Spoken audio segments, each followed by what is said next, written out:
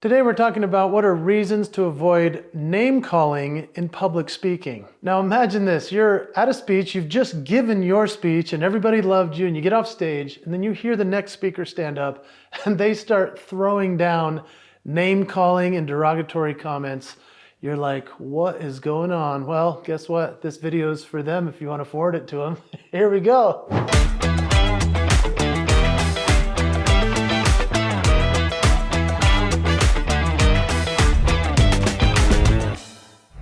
When somebody is name calling in public speaking, it actually undermines the power of their message. It actually makes them look really bad. And unfortunately, a lot of people resort to this, especially leaders in high places. And that's been a problem for a lot of executives that I've seen, as well as public personalities. For some, it can backfire, and for others, it actually is helpful.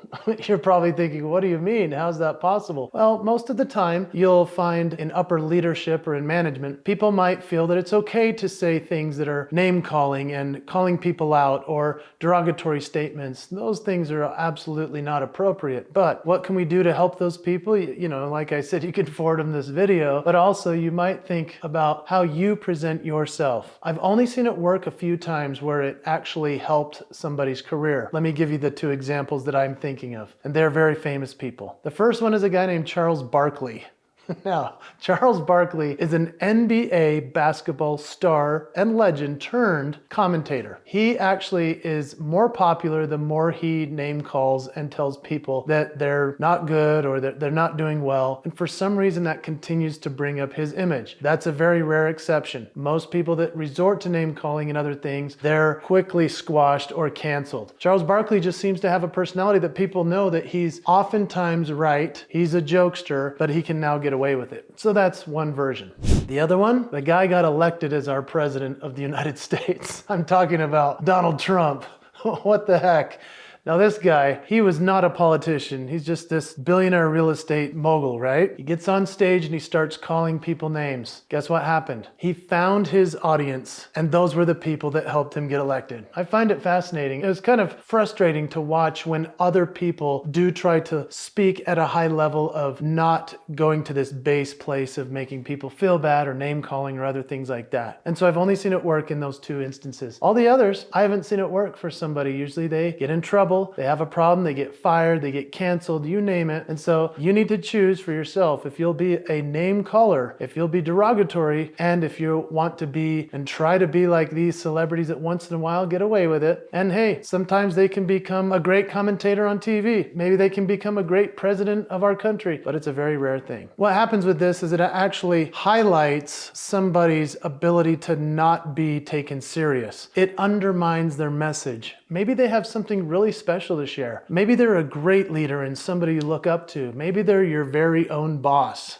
That's always a frustrating one because you're like, you're such a good person, but then you said these bad things or you made these unfortunate statements. It really depends upon what you want to be as a speaker yourself. So the best thing we can do is learn from them and potentially send them a video like this to say, hey, be careful what you're doing because it's undermining your branding. It's undermining the image. It's undermining the whole company when you say stuff that's embarrassing or derogatory. And so then you need to be careful when it comes to name calling. So here's some reasons to avoid name calling. I mean, it may seem obvious to most people, but it diminishes your credibility, which we've talked about. It also creates an audience disconnect, which if you want to alienate your audience, the fastest way to do that is to start picking on people and making derogatory statements or saying things that you shouldn't be saying on stage or in public. And so when there's an audience disconnect, that creates all kinds of challenges for a company, for a leader, for the team, for everybody working with you. And if you choose to have that as part of your persona, then that's on you. But it can affect certainly your audience, your success with them, with your connection with them, and making it so they can trust and respect you. There are a lot of comedians that actually lean into this aspect. They figure, I'm going to say some things that are so derogatory, it's going to set me apart. It's going to make me a little bit different. Those guys often are canceled, and that's a shame for them, but they chose to do that. There are some comedians that are sort of still getting away with it, but it's very rare. And so you have to, pick and choose who you're going to follow, who you're going to support. But when it comes to those, that's an audience disconnect when somebody says, I'm going to go there, I'm going to talk talk about subjects and topics that are taboo or that we shouldn't be making fun of. And the next thing you know, somebody either loses their following or just loses all respect from the audience. There's also a negative perception around the speaker when this happens, and I'll just give you an example of a time I learned it the hard way. I thought I was being kind of just funny by doing something that I shouldn't have on stage, so I'm going to confess a sin to you, I guess. I did a gig in Las Vegas. It was in front of a corporate audience. They were awful. They did not enjoy me. I did everything I could to win them over, and I didn't get any kind of good response. So what did I do? Instead of just going to my room and going to bed, I decided to jump on Twitter, and I decided to say, hey, I just met an audience that I hated more than they hated me.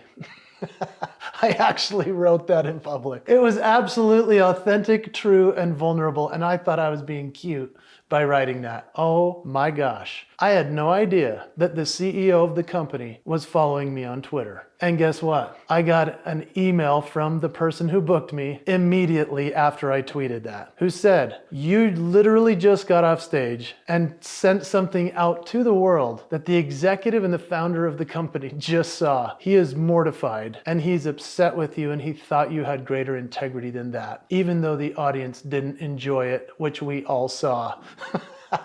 I hate to admit that this is a real thing. I've made this mistake, so maybe this video is for me, but I had never had an experience like that. It doesn't matter if you do it on stage or if you go later and tweet about it. Be careful with when you make mention, call out an audience, say something bad about somebody else. I mean, I've never forgotten that lesson. I still got the check, I still got paid, but I'll never get over it because I can't take it back. I had to apologize to that owner. I apologized to the event planner, and guess what? That planner never booked me again.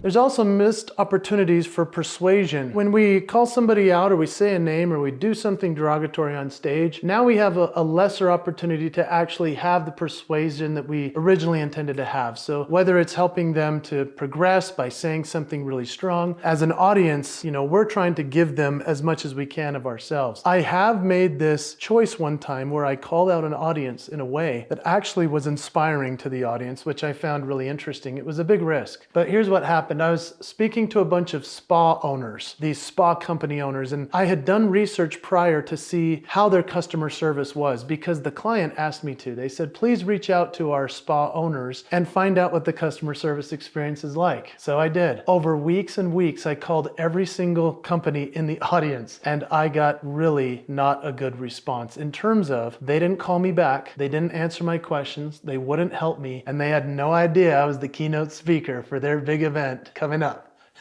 So I called them out on stage. I said, hey everybody, how are you keeping your promise to your customers? How are you delivering your customer service? I have a little bit of information for you. Did you know that I called every single one of you? And people gasped. I could tell that they were freaked because then all of a sudden my name connected the dots in their mind. They were floored. They actually laughed and clapped and invited me back because I called them out on stage. It actually shifted the way that they, as an entire association of spa owners, started to respond to anybody that called. I found that pretty cool. It was the one-time name dropping or name calling or saying something about the audience and what they weren't delivering on actually worked in my favor. There's also an ethical responsibility when it comes to doing this sort of thing. If you were to call someone out or drop a name that's, somebody you're calling a name or calling out, got to be very careful. And I've done this one other time on a podcast as well, where I actually shared the name of a company that I had invested time and money in that was trying to help me with some coaching, and they didn't follow through. I lost tens of thousands of dollars, and I have dropped their name on different podcasts and publications. I found it interesting because that company didn't help me get to where I wanted to be, and when I asked them about it and called them out on it, they never did anything. And so I have mentioned that on different podcasts. I believe that that's okay in a certain instance in order to warn other people. I'm not looking to win over that company. I'm looking to make sure that other people don't get snaked into what I did. And I have found that ever since I started talking about that company is changing some of their practices. And so it becomes sometimes an ethical responsibility to call it out when needs be.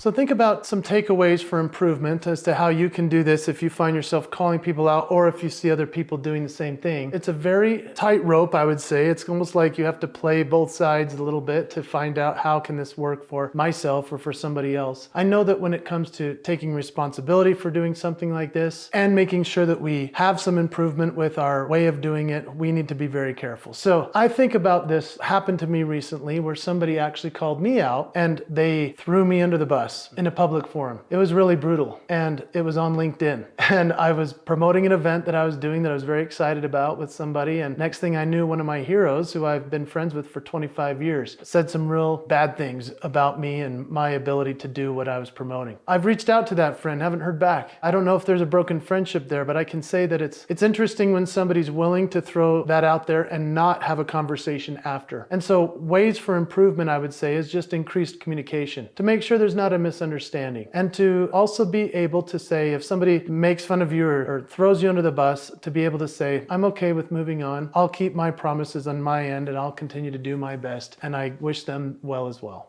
I would also say to practice empathy as much as possible. Put yourself in the shoes of an audience member. I mean, imagine seeing somebody up on stage calling people out and saying bad things, derogatory statements. Think of the audience. They feel uncomfortable. It's not a good place to be. And so when you think about how you can make sure that everybody feels comfortable in the audience, it's always best to make sure that you stay on that right side of not saying anything that's too questionable in order to keep your integrity and respectability.